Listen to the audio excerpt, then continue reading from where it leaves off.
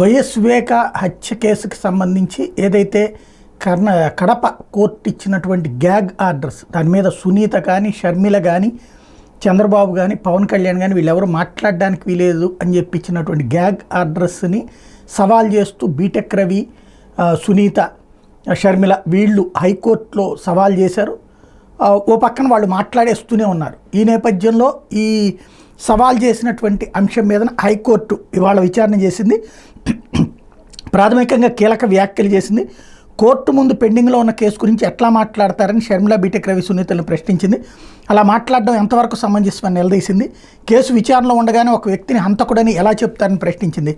హంతకుడనే ముద్ర ఎలా వేస్తారు, హంతకుడిని ముఖ్యమంత్రి రక్షిస్తున్నారని ఎలా చెప్తారు, అలా చెప్పడం తప్పుగా దాన్ని ప్రశ్నించింది హైకోర్టు.